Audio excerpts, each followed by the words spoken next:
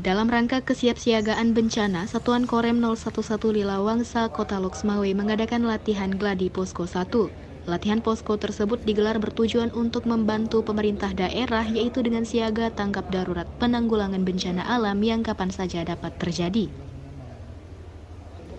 Pada kegiatan Gladi Posko 1 kali ini, latihan melibatkan seluruh prajurit TNI Korem 011 Lilawangsa dengan tim penilai dari Kodam Iskandar Muda Banda Aceh.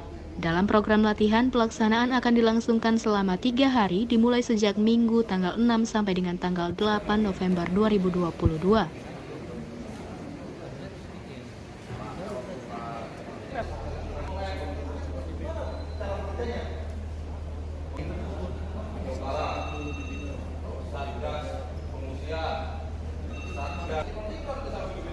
Selain itu, kegiatan ini mendapatkan apresiasi dari Panglima Kodam Iskandar Muda Maijen TNI Muhammad Hasan yang turut hadir meninjau pelaksanaan latihan.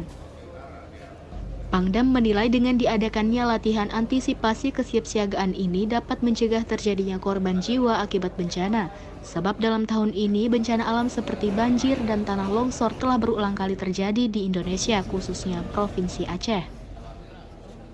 Diketahui saat ini cuaca ekstrim disertai hujan dan angin kencang menyebabkan terjadinya banjir yang merendam ribuan rumah masyarakat serta sejumlah titik jalan lintas nasional Medan Banda Aceh di beberapa kabupaten seperti Aceh Utara, Pidi, Aceh Tenggara, dan Aceh Tamiang yang terendam banjir.